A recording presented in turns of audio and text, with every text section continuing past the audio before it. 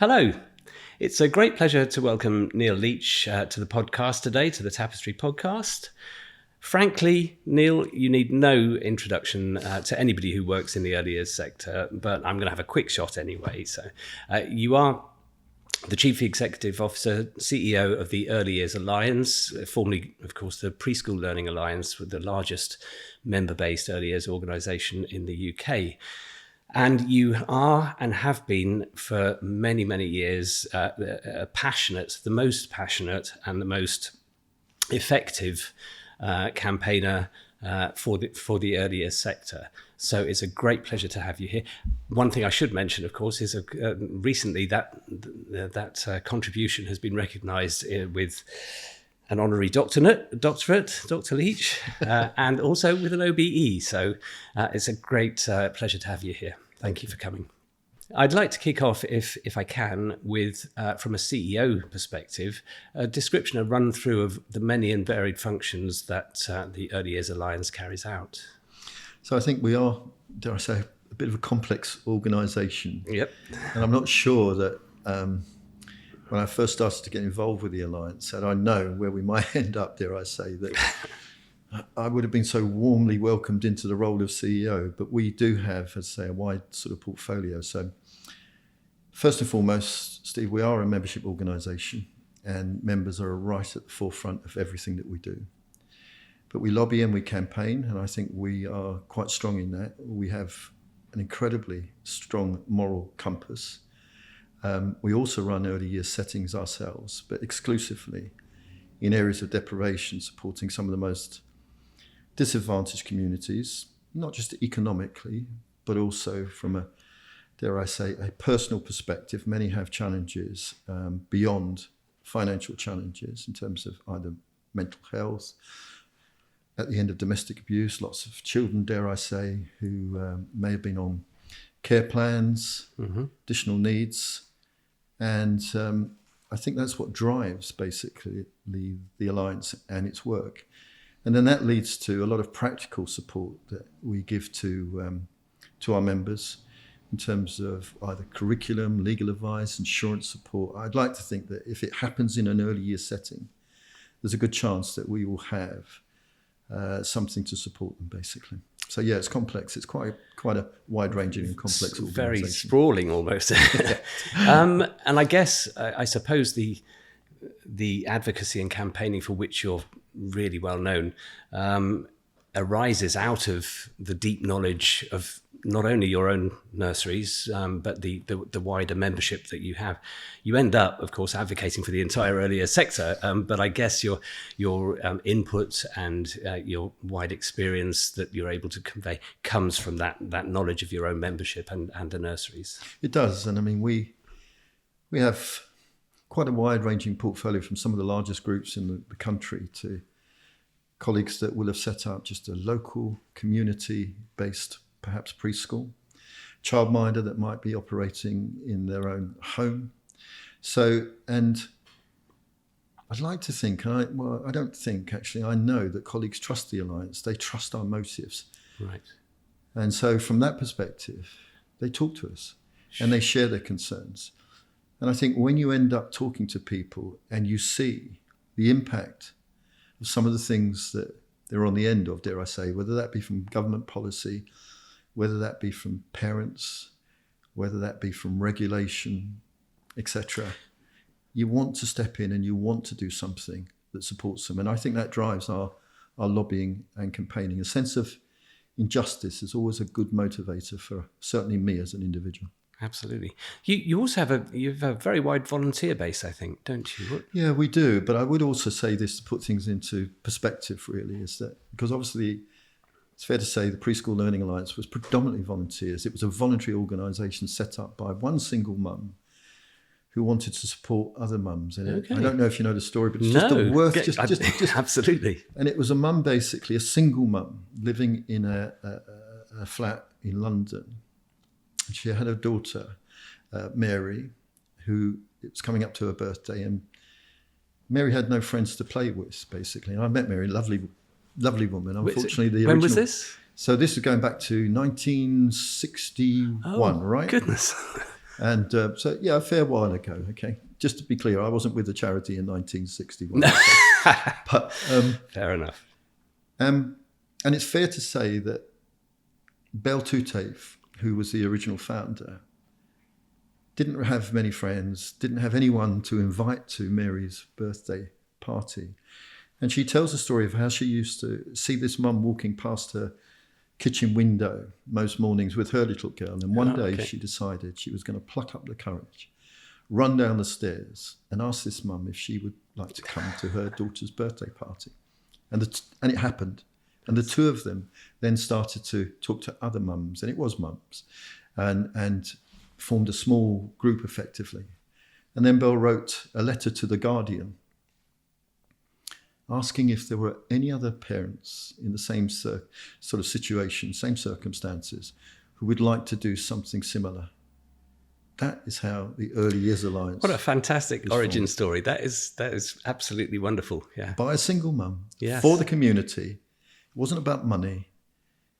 It wasn't formalised in the way in which we would formalise early years care and education these days. But the motive was absolutely spot on. Absolutely. And we hang on to that. And I remember Belle saying to me, I visited her in her home, and I remember her saying, Neil, we are there to support people, support parents. We're not there to replace them. And again, I think that's another principle that we as the Alliance hang on to. Great stuff. So 40 years on, I guess, and you come along on the scene, and you've been there now, so well over 2 decades. You're still there, older and wiser, Don't possibly. Remind me. Older, I'm not sure I'm wiser. Fair, older. Well, yes, I have no comment to make on that, but I think experience and the amount of presence that you have in the media and in the earlier sector generally, I think it belies that. So we had a pandemic. I don't know if you remember in 2020, 2021. That kind of changed pretty much the whole early years sector at the time. When we all got sent home, when the parents were looking after the children, and remotely the nursery practitioners were desperately trying to keep in touch with the parents and the children. In the years since, unfortunately, the environment for many smaller nurseries became very, very difficult. We've had the shedding of thousands of nursery places and tens of thousands of children's places, which is still going on now. You mentioned earlier that you run your own chain of nurseries, and you didn't avoid the impact of that. Of course, well, perhaps you can talk to us about it. We know that you operate in areas of deprivation.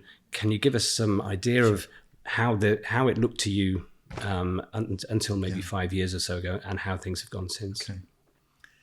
I think what we basically had, and it's fair to say that obviously change doesn't happen overnight, and therefore it will take time to move this. But we had a situation for over a decade where the complete reliance on provision was based on the ability to basically generate more income from different sources.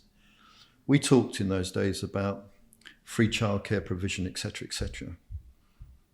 But there is not a shadow of doubt that those places were grossly underfunded. And in my opinion, the government turned a complete blind eye because it suited them to additional charges, for having to limit the number of parents who may not be able to afford additional hours, etc. Because you had to operate a commercial model. My background was finance. I understand finance, and I also understand lending. And many of the providers had put their own money into trying to support their little businesses, for example. And many would have had a second mortgage on their property, secured on their property. So if their business goes belly up, basically, there was a risk that they would lose their home. And gradually, as that was allowed to continue, basically, operators who were trying to operate the model that I think was originally intended, free at the point of basically delivery, there to support some of the most vulnerable, disadvantaged children and their families, were squeezed and squeezed and squeezed. And I'm highly critical of people when they say to me, well, maybe you shouldn't operate in these models. Maybe, you need to cross-subsidize it from another sort of revenue stream. Because there are some areas where you operate where there is no other operating model, because these families and these children need support. And it means that you need additional income to support them. So we ended up going from a position, and we're a not-for-profit organisation. We don't have to give a return to investors. We don't have to worry about our balance sheet looking really healthy for a 5-year sell-on or whatever it happens to be. If it breaks even, it's about as good as it gets. And we found ourselves moving from a position under the previous Labour government, which gave incentives to operate neighbourhood nursery schemes, that were children's centres, etc., operating 132 settings in areas of deprivation, to until very recently reducing that portfolio to 39. I would say almost 90% of those closures were down to the fact that we could not make those settings sustainable. And we risked breaching good governance in terms of charity commission, etc., etc. It's almost embarrassing that in the last few months, we've moved that portfolio of 39 settings, and we've reduced by another 11 settings. Because the impact of the increase in national insurance contributions, for example, added £1.2 million to our wage bill. We were already subsidising those nurseries. Crikey. And that £1.2 million was not factored into the new revised rates that were issued in April. And I think that was an unintended consequence of Treasury. I don't think it was the Department for Education. I've had enough conversations with key individuals within the department to understand that they were, I generally think, trying to do the right thing and understood the case. But I don't think I can be naive enough to think that Treasury doesn't hold the purse strings. But when you make a mistake and you have unintended consequences, you have two options. You can ignore it, or you can address it. Absolutely. And what we didn't get, and what we haven't had, is that position addressed. And so I'm pretty sure, from the Prime Minister through to the Secretary of State for Education, to the Chancellor, to the Health Secretary, if I asked every individual, is this what you would want to happen to the most vulnerable, disadvantaged children? I'm pretty sure none of them would say, we would want this. No. But you need intervention and you need action. So, yeah, I would say that we're in a pretty difficult position right across the sector. Yeah. And the other thing I would just add here is that, and it's acknowledged by the Department for Education, but when the Institute of Fiscal Studies, which has no axe to grind, so it's not me saying, nobody can air at me, well, you would say that, wouldn't you, Neil? It's about self-preservation and self-interest. When the Institute of Fiscal Studies tells you there's a shortfall in funding, when they tell you that 80% of all of the hours delivered by providers in September of this year will be funded entitlement hours, it is absolutely critical that you fund those adequately. And so to ignore it is just, for me, it's just appalling. And I would say this, I appreciate there is no more money. I appreciate that we are in a really difficult financial position. This is not the same inheritance that, dare I say, Tony Blair and others have come to operate. It is pretty grim. But it is about priorities. And in the blink of an eye, basically, we can find money to purchase more planes, more aircraft, more submarines. And of course, we want security and safety in our country. But I would say this, if you really want a long-term strategy and you really want long-term security in this world, you invest it in our youngest children, who will not grow up to be people that are warmongers or will put our lives at risk. They will want to be kind, gentle, thoughtful leaders. And we've had that in the past. And I think that's where we have to move incredibly quickly to address the position that we're in now. Very long-winded answer. Apologies. Absolutely fine, and riveting as well.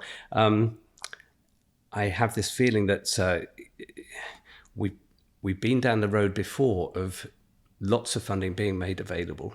We've had evidence-based success stories like Sure Start back in the noughties, where even now you can see the ripple of the effect of investing properly so that children are happy and secure and well nourished at the earliest ages. We can see the goodness that comes back from that. And it's not just the case that it benefits the parents of the children or the children themselves. It benefits all of us. A rising tide lifts all boats. And it feels to me that we're missing a trick if we don't take that longer view and properly fund it. During the pandemic, we did find money to allow people to take furlough. We found money where it was necessary. We're still finding money where it's necessary, as you've just mentioned. The money is there as long as the will is there, it feels to me. And that's priorities. That's what we decide. Yeah. Beyond a term of office where we want to be in 10, 20, 50 years' time. And your priorities change if you move beyond the next 3 to 5 years, as opposed to what do I want as a legacy, as a young person? I'm not a young person, but what does someone want as a young person when they come to retirement? You'd make different decisions than just the immediacy of appeasement. And that's the concern I think we should always have. Sure. It feels to me, and you'll be much more aware of it than me, that we're strapped to, on the one hand, an hourly rate, which can be fairly tyrannical and rises at certain rates, but doesn't seem to be, unlike, for example, the pension, the triple lock, intricately tied with things like, for example, inflation, with the national living wage, with other areas. But it has to be, of course, because effectively your costs are going to rise when these other things rise. And therefore, the hourly funding rate has to be as a massive contribution. But there are also so many other little things that have been introduced with very well-intentioned attempts to help. Things like the tax-free childcare, things like the early years pupil premium. And this, again, actually makes the situation quite complex, not least for managers who I think now need to be part-time accountants in order to be able to work out exactly what they need in order to be able to survive. Can you talk that through with respect to some of your settings or with regard to the I think it without doubt, it is a massive challenge. And I think the solution to that would be, now, of course, we're starting to see more school-based nurseries come forward. And this isn't pro or anti in terms of my comment, but the Alliance holds the view it shouldn't matter where you deliver care and education for young children. What matters is that it is appropriate and it is located so that every child gets access to care and education. What matters is it's appropriate and the quality of that care and education. But it would be naive to think, even if there is a hidden strategy that, in 10 years' time, 90% of all children will be going into a school environment, etc., for their early years care and education. But if you're looking at the bigger picture, what we have to do as a sector is to take out self-interest and self-protection. And that comes to also being a question that the government has to ask itself. Given that you have a portfolio of experienced providers with educators who have given their lives, 25, 35. I'm still talking to people who say, today, Neil, I'm leaving the sector after my 30 or 40 years. How sad is this? Or I'm stopping running my community-based nursery. We've invested in those people. Not enough, but we've invested in that infrastructure. Why would you not utilize it? Why would you not make sure that they have stability and are able, skilled people, understanding the age group, understanding how young children develop? Why wouldn't you support it? And my argument would simply be this, and I know this is just probably hypothetical on a piece of paper, but the way in which you would make it work as a sector, even from a commercial basis, is if you want stability, you have to adequately fund it. And if you adequately fund it, those providers that might think, this is not for me, I can't operate on that particular model because I might have external investors who want a bigger return on investment, will operate in areas where they might be more affluent and maybe parents want extra curriculum. We already have state system, private schools operating, don't we? So it's not like that's a new model. But the reality is, with that model, every child can get support and can get access to care and education. And if you fundamentally give it stability, i.e. the sort of private, voluntary, independent sector, if you give it financial stability, if people drop out, commercially, people will come in. Yeah. It would not be a problem. The problem is, where do you set the rate? And you've alluded to that. And if you are so confident that this is absolutely critical to children's development, if you're so confident and all the evidence shows that this is about getting the highest return on human capital investment you can, then allow somebody who's independent to set the infrastructure that rewards and compensates. So when you talk about movement in inflation, you talk about movement in terms of minimum wage, etc. Get somebody independently to annually review that and set it. Because if we'd had that in place, they would not have said, hang on a minute, Chancellor, you've just put up our national insurance contributions by £1.2 million. We cannot claim that back. So you're going to have to put it into the rate that you pay us to deliver your hours where we're not permitted to charge for extras. That is honesty. That is integrity. Yeah. And that is a system that commercially would work. The backlash you'll get is, where's the money come from? And that comes back to my previous question. When you want to find money, you find it. And what can be more important than investing in people that will give us a chance of still being on this planet in 200 years' time? Absolutely. In terms of where do we find the money, from the reception age onwards, the pupil premium, I think, is set at $1,400 or a little bit more now. The early years pupil premium, 0 to 5, is set at probably a third of that, maybe just over a third of that, which, if you can find money for children's education from 5 years old, surely the most important stage of education, which gives them the best start in life, we ought to be able to find the money back at that stage as well. It's the determination and the will to provide it at the right stage. And it's about, again, that the word priority, I can't overemphasize it.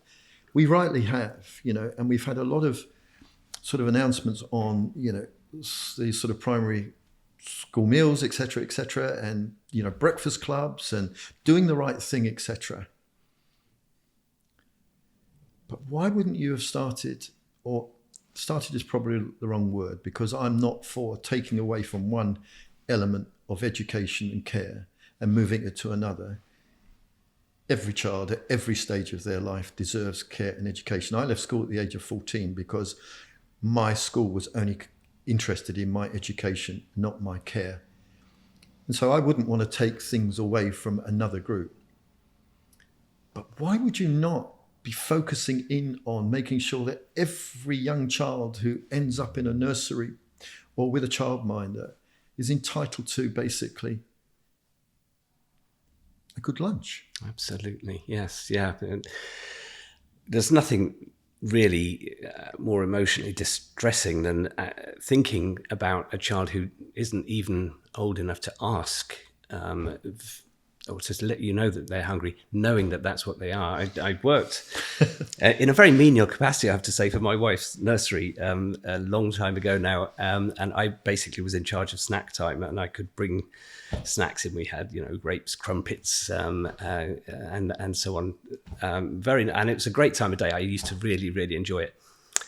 And the one thing that I used to come in and sit with them, and the one thing that I noticed was all of the children enjoyed the stuff, but there were 2 or 3 who would be on a mission to hoover up as much as they possibly could. And it wasn't because they were greedy. We realized over time that was probably their first meal of the day. And that was critical for them. It's really interesting, Steve. I'm a board trustee of the Food Foundation, which I also think is a wonderful organisation. And the reason I am with them is because they have incredibly strong arguments about the importance of early nutrition. And I was invited just a few weeks ago to speak at a parliamentary event, and I found myself relating a story or an event whereby I'd gone into a nursery very early in the morning, and there was this little boy going through the rucksacks of other children, taking out food. Now, we are not talking about a Kit Kat or another sweet or whatever, treat or whatever. We're talking about a cheese sandwich. And that's because he had no breakfast, no food, etc., etc. Yeah, this shouldn't exist. Cannot be right. And so I just think it's in every policy that before any policy is announced, there should be this check where whoever is announcing the policy, whether it be health, frankly, or whether it be education, etc., but says, where is the impact for our earliest years, basically? What are we doing that might be paralleled for our youngest children? So if you're talking about education, if you're talking about nutrition, other aspects of well-being, surely start in the early years, or at least ask yourself the question, so that you might start in primary schools, but you might also have a plan that you're able to say, and in 18 months' time, this is what we're going to be doing in early years, whilst we evaluate what the situation is. And I would hope that is somebody would adopt what I would consider to be a much more logical approach to announcing policy. One thing that occurs to me is that with the setting managers, the staff that you've worked with, and that some of whom you've had to say that their job is not going to exist any longer, it feels to me that they can put up with the lack of professional status and recognition, and they can put up with not being paid enough, and they're still working in the sector because they love it. But all of those things together, when they amount to finding out at some stage that your job is withering around you and you're not being able to do the things that you want to do any longer, simply because there aren't the resources, apparently, the resources to do it. You produced, I think it was quite some time ago, Minds Matter. And then more recently, Minds Still Matter, where you actually described and went through the feelings of people in the sector. Can you give me some more possibly examples of what happened during the recent time when you have been explaining to people that those jobs are not going to be there anymore? It's interesting when you talk, and there are a few variations on different surveys that have occurred, but in our own survey, where we were trying to evaluate why people were leaving the sector,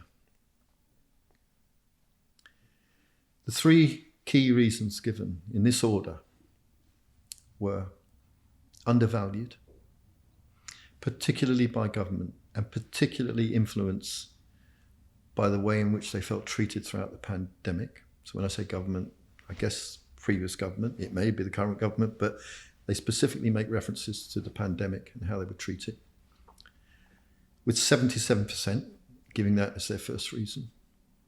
72% said it was exhaustion. And that results from shortage of staff, because they're having to put in additional hours, because we have still a major challenge with recruitment and retention. Also down to the fact that more and more children were presenting with a need for additional support.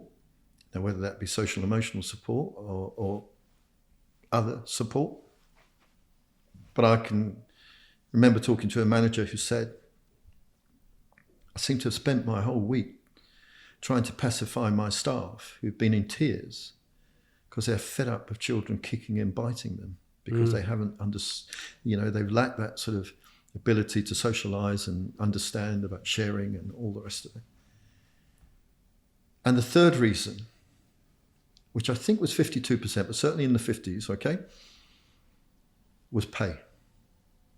And I found that pretty remarkable, given that just a few weeks ago, yet again, I sat in front of the Low Pay Commission to explain why it was that our people are at the bottom of the pile when it comes to earnings, given that they're in the part of the education system which has the most influence in shaping a child's life chances and their educational output and outcomes. Yet year after year we do it. And when I talk to people that work in the sector, people that are at the front line, and I ask them why they do the job, this hasn't changed over the years. And they use words like, I love children.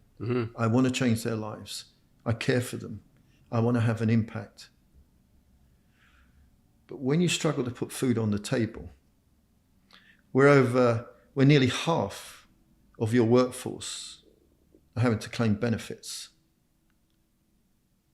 something is fundamentally wrong. So the whole thing about stress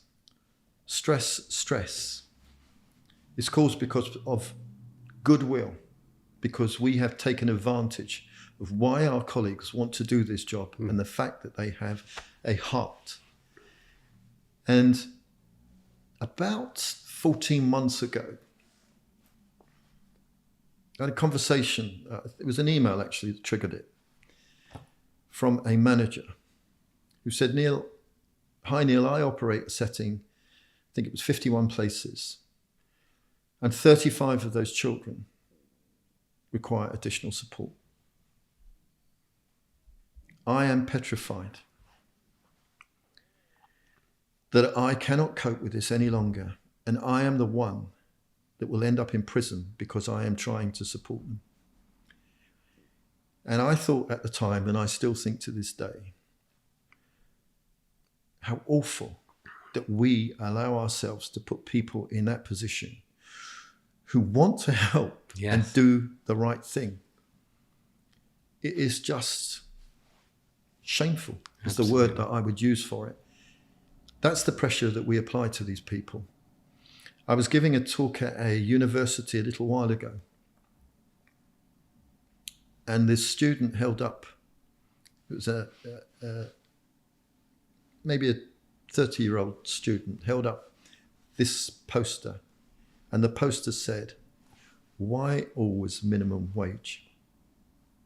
And it sort of spoke volumes. And when I appeared in front of the Low Pay Commission, not this year, but last year, because it was about, I said a little while ago, it was probably about 18 months ago, I held up that poster and I said, this is what this is all about. And again, I just feel, and this is not a criticism of teachers or anything, but I've never met a teacher that's had to hold up that poster to me in a primary or a secondary school. I've never had that happen to me. But I do get lots of conversations with people telling me, why are we paid such an appalling pittance? And as you know, Steve, I come from a financial background, and I'm always interested. And this figure, I think, was from March of last year. It might even be a bit earlier, but it still holds true to this day. And it was produced by Mortgage Strategy. And they did an article basically that was talking about the care sector, specifically referencing the early years, our early years colleagues, and their ability to obtain a mortgage. To be able to purchase the average house in the UK, you need 5 early years educators living in that house, combining their income to buy the average house in this country. And this is not meant to devalue any other profession, but it is important to give context. Whereas if you are a refuge collector, you only need 3.5 of you living in that house. If you're a postal worker, you only need 3. But it sort of gives you, in terms of society, and from those who pay the wages, and I don't mean providers, but those who fund ultimately the wages through the entitlements, how they value the early years sector. And yet, if you type into Google, give me the 5 most respected professions in the world, guess where teachers come? In the top 5, probably second, I think was the last time I looked. I think it was alongside nurses, etc. Incredible, yeah. That's what our people have to cope with. Yes. Yeah, we had a survey ourselves recently, a Tapestry survey, that showed that practitioners would still expect to be working in the sector by well over 50%, that they would recommend it to their colleagues, their friends to go into as a career. But it does feel that vocation, that passion for working with young people, can really be the only reason that they are there in the first place, is being used against them. They're being told that they should have it. I don't really see that. There are many people who really enjoy working as stockbrokers. I don't see that their salaries are being held down as a result of the fact that they enjoy working in their job. So the professional status that they don't get at the moment, the salary that they don't get at the moment, those things are so far not dissuading the whole sector from collapsing. But there are signs that things are getting closer to that. At some stage, the structure goes, and when it goes very quickly. And that's I think possibly where we are at the moment, is that something radical needs to change. Well, we have, I suppose, because I'm very conscious that, I've got to say, I often have people say to me, not often, but there are, and it's usually the same people, that will either post an article on social media or they'll say, you need to be uplifting, you need to tell us how wonderful it is, and we need to get people in, etc., etc. I rarely respond. In fact, I don't respond to social media, okay? But maybe I could use this opportunity to say, my job and the Alliance's job is not to pretend that everything is wonderful. Sure. When you see the level of closures that we have, when you see the responses of the Minds Matter survey research and the Minds Still Matter research, where in the last piece of work, when you see that 4% of our workforce have at some point considered, because of work pressures, self-harming or taking their own life, I am not going to sit there and say everything is wonderful. No. And that we should be talking up the sector, because I will tell you this, my experience is, say nothing and nothing happens. Yep. It's bad enough when you say something, very little happens often, but there are instances where it does happen. So our job is not to pretend that everything is great without a doubt. But we risk losing all of these people. And it does feel like, and I can remember, and I would say it's a few years back, a senior official, not within the Department for Education, saying to me, but I don't see market collapse, Neil.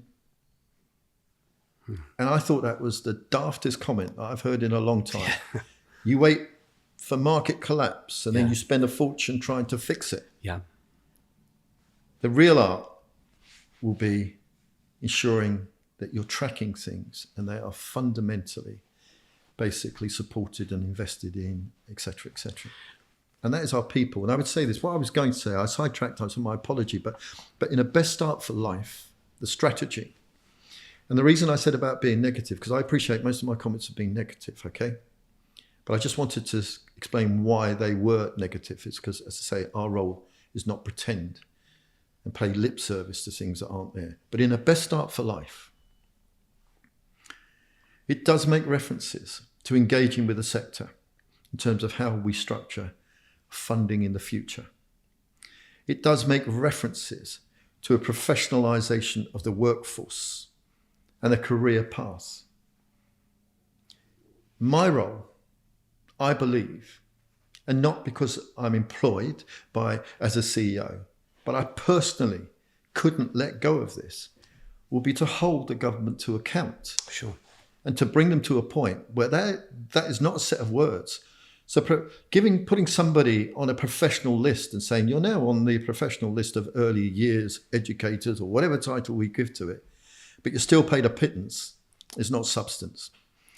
Telling somebody they can do a free course because you've given a grant to an organisation so they can support you is helpful for the moment. That is not substance. Telling them how they will progress through their career to become deputy managers and managers, receiving good salaries and good status and recognition, that is substance. And so I would say this, at least in a better start for life, and here's my sycophantic bit, and I will praise the Secretary of State for Education, because she would have had to have signed, I'm sure, that document off. At least there was intention. Yes. And it gives me, and it gives the Alliance, the ability to hold policy formers to account. Sure. Absolutely. So that's positive. Yeah, yes, indeed. And you said that, why should you be doing the kind of Pollyanna-ish thing, saying everything in the garden is rosy? That came through my mind, and I wasn't going to use the phrase, but that's exactly what came in my mind. Right, okay. But no, I think your role is to tell everybody that there's a canary in the mine that isn't happy, it's tottering at the moment, and before it actually falls over, we need to reverse direction. So absolutely, I think there are some good intentions laid out. I think there's now a proposal to develop a strategy over the course of the next year. Cool. And we need to be working out how to get to the intentions. The roadmap is still to be straightened out. You had an early years manifesto, I think it was last May, June time, just before the last election, that actually came up with a series of very strong, bold recommendations. How do you feel that we're doing as a sector? How do you feel that those things are being addressed at the moment? I think we have intention. But if you ask me whether anything has really changed at this point, beyond intention, which I come back to, is critical. Beyond, and I will say this, for example, again, the Secretary of State for Education is the first Secretary of State for Education that I can recall ever saying that her number one priority is the early years. And I'm sure there are conversations from time to time I will have with the Secretary of State where she might regret that phrase, but in my conversations, she believes it. I would also say that extends to the Minister for Early Education. It's the first time we've ever had an early education minister with recognising the value of we don't stop children running out into the streets. We're not there just as childcare. We're not just minding people. We're developing them, educating them. And that changed in Minister Morgan's title. So it's a starting point. But I'm not naive enough to think that words alone do it. And I think hopefully I've expressed that in previous comments I've made today. But I have to hold some hope that things will change. Do you feel that there's, in the foreseeable future, that the Early Years Alliance will be able to open up some of those nurseries again with... Gosh, yeah. We'd love to. I mean, I think we are. There are lots of models, clearly, that one could operate. And I know, there's the community interest groups, for example, social investment, et cetera, et cetera. But I made the point the other day in a meeting. Of course, all of that's important. But there are some areas, some scenarios where a commercial model, whether it be cross-subsidy through social enterprise, otherwise whatever, will not do it. No. And that's where I believe, and this is going to be perhaps sounding like self-interest, but we've got a history of sticking our neck out, trying to keep settings open that no one in their right mind, from a commercial perspective, would want to do. But these are children that are vulnerable and families that are vulnerable. The overhead associated with that is totally disproportionate, because you can't just work with the child. You can't just give the child a wonderful experience throughout the day and then send them home to, dare I say, darn chaos. The way in which you change it is I would say the government, in terms of family hubs and this whole integrated approach, it is moving in the right direction. Right. This is a collective approach. But the Alliance is an organisation that wants to do that. Yeah. We want to support the most disadvantaged and vulnerable children. And in, again, the Best Start for Life, it talks about that. Now we need to convert that into, just as I felt we as an organisation were damned when the Treasury introduced the NIC charges and hit us even harder. That can't have been, as I said, an intended consequence. Now you've got the ability in the new strategy to look to organisations like us, and I may not be there at that particular point in time when it really develops and all comes to fruition. But use people that want to do the right thing by the most disadvantaged and vulnerable children. But you need to give them the substance and the financial support to be able to do it. We'll bring the intelligence, we'll bring the moral compass, but we need financial backing. And so why wouldn't you do it? So it's a plea, I guess, in this podcast, to not just go down one particular route, but actually start to address the most vulnerable. And you get it right for everybody. I remember Minister Morgan saying to me, if we get it right for children with SEND, we get it right for every child. Right. For me, and he's right, get it right for the most disadvantaged children, and you'll get it right for every other child. Absolutely. And so that's where I think the starting point should be, not serving. And the recent research out from, again, an independent financial institution, arguing that actually the families that most benefit from the new entitlement programs are those on the higher, basically, earnings. The ones that are being pushed out are low-income families, because maybe operators don't want to operate because they can't operate in those areas financially. The nurseries that we closed will do nothing to support the most disadvantaged. The 11 nurseries that we basically had to remove from our portfolio in recent weeks have done nothing to support those communities. No, the larger successful daycare settings, the large chains, they seem very disinclined to actually move into the places where you can't make nurseries work either. So it's difficult to see where these, I think you called them before we had a little chat, deserts. The deserts seem to be growing at the moment, and until incentives are put in place for whatever, for the high quality childcare that's most important in those areas to move in, it's difficult to see how things are going to get better. Oh, and I would say this as well, is that, school-based nurseries might be part of the solution. But at the moment, there's not a massive amount of evidence that I am seeing, and maybe this will prompt somebody to write to me and say, you've got it wrong, Neil, this is sort of... There's not a lot that tells me or reassures me that where the provision is, the address is located in 90+% of childcare deserts, is likely to support children beyond term time only, is likely to have a significant impact on this new entitlement that comes in from September, supporting children from the age of 9 months old.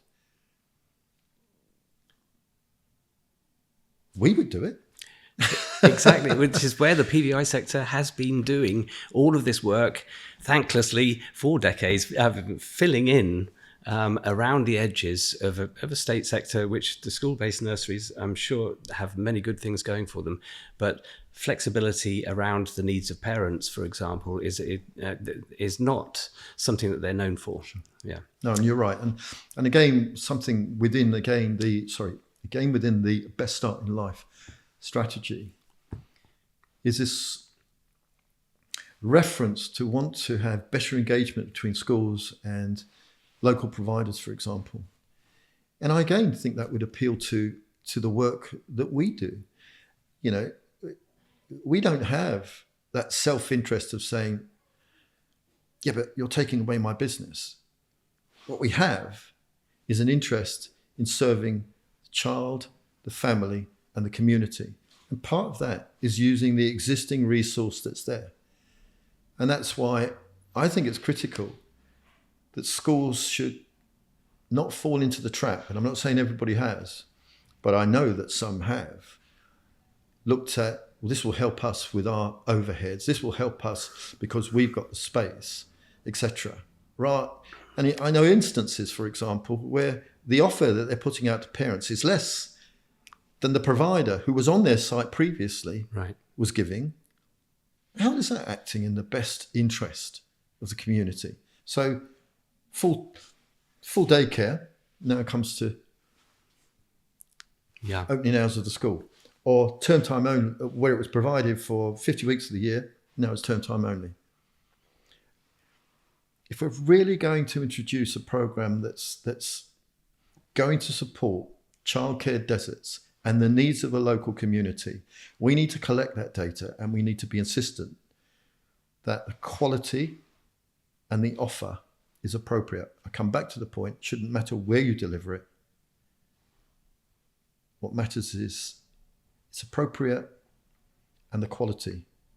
And that naturally for me would say, so why not use those that already do it and happen to be parked on your premises or are 200 yards down the road? Absolutely, yeah. It kind of feels at the moment that there's the possible sort of introduction of a solution where you really haven't identified the problem to a clear enough depth.